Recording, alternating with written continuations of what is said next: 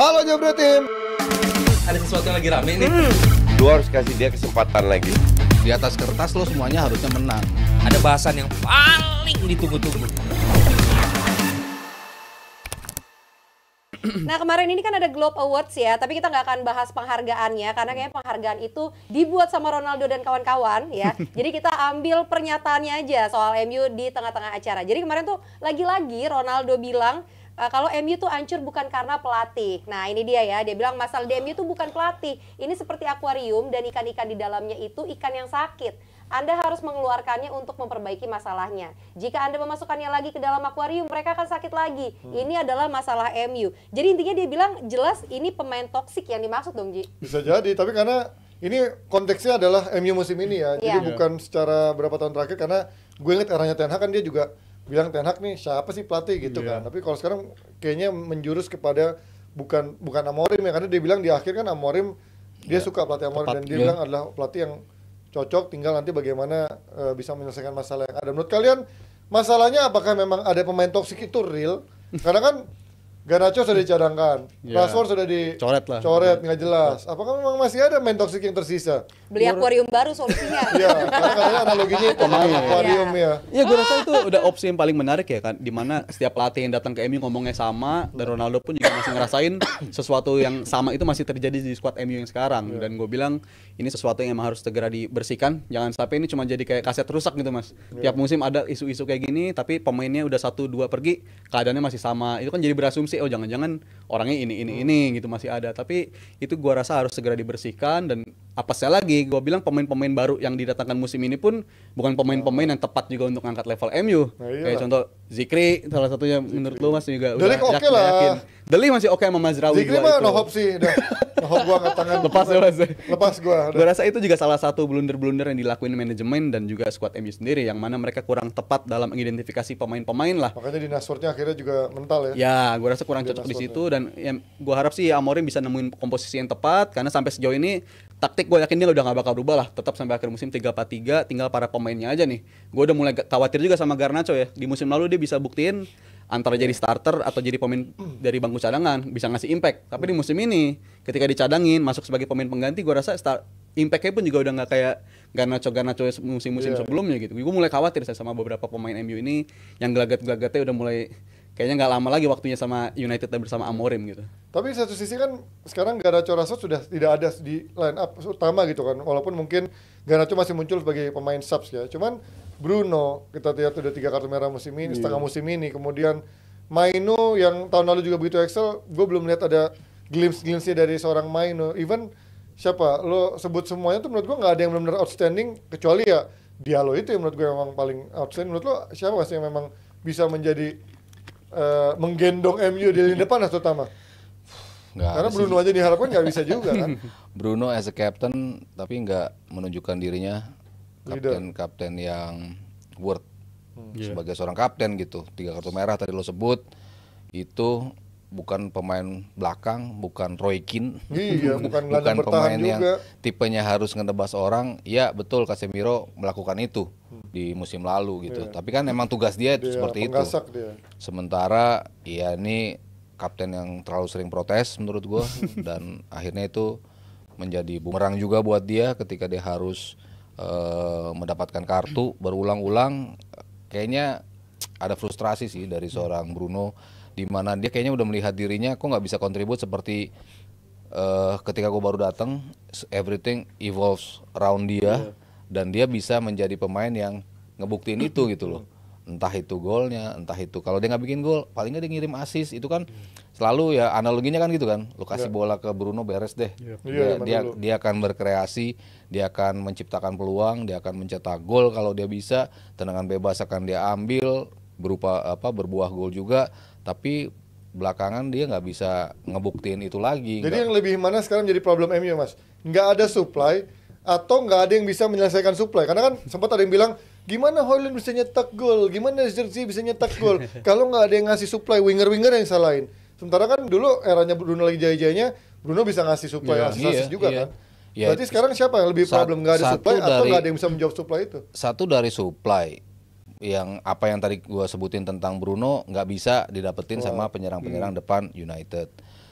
Winger-wingernya nggak bisa menawarkan itu juga. Ya Dalot kalau main di sisi kanan kadang-kadang dia juga bisa memberikan assist. AWB sesekali dulu juga sering memberikan assist di sisi kanan. Luke Shaw di sisi kiri pun bisa memberikan umpan-umpan yang bagus. Ya itu kan saat ini lagi nggak ada gitu kan. Dalot udah nggak bisa ngirim umpan di sisi kanan. Mau lo taruh siapa di situ? Anthony juga nggak bisa ngasih umpan. Nembak juga dia nggak bisa. Jadi memang banyak pemain yang ya terlimit dengan kualitas mereka sendiri gitu loh, nggak bisa nunjukin apa yang harus mereka tunjukin gitu loh. Itu dari sisi kontribusi ke lini depan. Kalau lu pun memberikan umpan ke depan, siapa yang bisa nyelesain? Zirkzee dapat bola aja, Dapat momentum aja kagak ada. Iya, bola balik lagi ke lawan gitu. Mending lo main one two gitu, lu nggak bisa ngelakuin itu. Højlund yang mungkin dibilang orang yang punya etos paling bagus, tapi nggak involve sama surroundingsnya dia. Berlari-larinya oke gitu, ngejar bola, nutup sebagai back pertama gitu untuk bisa menghadang serangan lawan. Iya, dia bisa ngelakuin itu. Tapi tugas utama dia untuk menjadi pemantul menjadi pemain yang bisa ngebuka ruang nah itu kan nggak bisa dilakuin sama Højlund. Kalau Rashford ya lu udah tau lah jawabannya. Udah tahu. Selesai. Jadi ya dari 4 tahun lalu gue jadi udah mengamalkan udah Rashford supply-nya kan nggak toxic. ada. Ngarang. Dibilang Pemain depannya juga. Abra bilang gua ngarang. Lu puter DP 4 tahun lalu. Cari. Rashford baru dapat nomor 10 sama gaji. Iya, enggak sebelum era Ole. Jadi dia dapat nomor 10 sama gaji di atas 100.000 aja. Gue bilang terlalu dini untuk pemain masih bau kencur kayak gini. Tapi banyak yang nggak percaya. Rashford, Manchester Bred, anak lokal kebanggaan kita. Nah sekarang kan diem lu semua. Ya, terus tapi Kalau ngomongin- Garnacho gimana sih? Hah? Kalau Garnacho gimana sih? Masih Garnacho kan berharap. gajinya masih kecil. Jangan mancing-mancing. Dijagain. Garnacho. Lu bandingin sama pemain yang udah dibayar mahal, nomornya udah keren. Garnacho apa nomor 17, gajinya masih kecil. Terus dia belum posting konten kayak Pogba. Jadi ya pengacara Garnacho. Nah, tapi kalau ngomongin Roy Keane bilang 3 kali kalah United. ini terlalu banyak untuk seorang banget, total 5 kali kalah di semua kompetisi.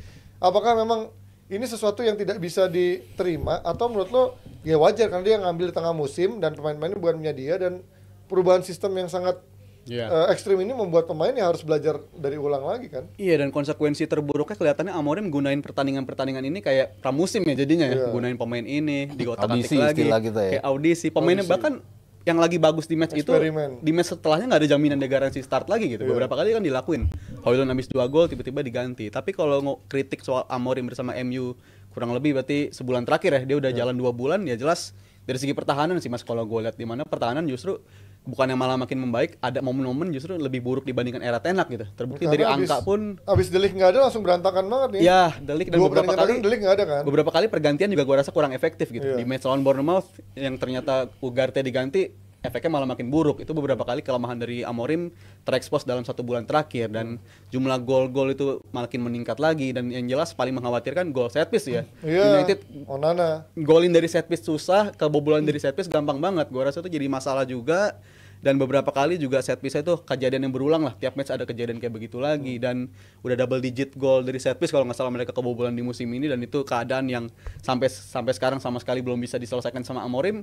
Gua rasa ini udah jadi masalah bagi Amorim sendiri dan jelas perhatian harus ditujukan ke dia di mana otak-atik backline kan tanggung jawab dia menurut gua. Iya. Beberapa kali diganti-ganti dan terbukti jawabannya nggak ketemu juga, justru pemain malah underperform. Jadi gua rasa berhak disalahkan juga Amorim dalam 1 bulan terakhir di balik kegagalan MU kalah dari Bournemouth dan juga kalah dari Wolves kemarin itu 2-0. Tapi kan baru 2 bulan berjalan, masa langsung Kritis menyalahkan masuk MU orang. itu mah. Karena main 3 back itu nggak gampang loh. Seperti halnya nggak kita nggak usah ngomongin main. Tapi nanti malam dia akan lawan Newcastle. Newcastle menurut kalian sejauh apa untuk bisa membuat MU kembali menangis pada dini hari nanti? Menangis lagi kayaknya. Nangis lagi ya. Karena Newcastle juga jago Newcastle aja. lagi sangar loh. Isaacnya Isaac, gitu. Jolie. Jacob Murphy mendadak wangi. Jolinton, Gordon. Tonali balik lagi. Iya, Tonali. Berat Gimana sih kayaknya liatnya? Ji. Dibantai? Nggak ada Bruno. Itu beda. Nggak ada tuh. Bruno. Justru nggak ada Bruno kita lihat nggak ada Mount juga ya. Dua Kalau pemain ada number Mount, 10. kalau ada Mount gue masih agak pede. Ini nggak ada Mount, nggak ada Bruno. Masa Erikson? Terus nanti malah dia ini kecapean kalau Toto Erikson. bagus dia. Nggak Ya, bisa. gantiin, Erikson menurut gantiin. gue nggak akan bisa main sih di 2 posisi Kan kalau gantiin Bruno bisa. Jadi di belakang striker. dalam. Iya. Bisa Ugarte sama Casemiro. Pas counter kagak ada yang lari. Ugarte Casemiro, Ugarte Maino. Enggak, wingernya depannya nggak ada yang lari, Mas. Dalot kan sekarang di eranya Amorim kayak nggak terlalu cepat maju ke depannya, kan dia lebih nahan. Sementara yang kanannya lebih naik kan si Diallo sama si Mazraoui-nya. Lo menurut lo dengan sekarang nggak ada Bruno lawan Newcastle, Gue masih ngeliat sejelek-jeleknya Bruno belakangan sama United, bahkan banyak dia main jelek, tapi jelas ketika ada Bruno di atas lapangan, MU tampil lebih baik lah dibandingkan gak ada dia. Itu buzzer Bruno.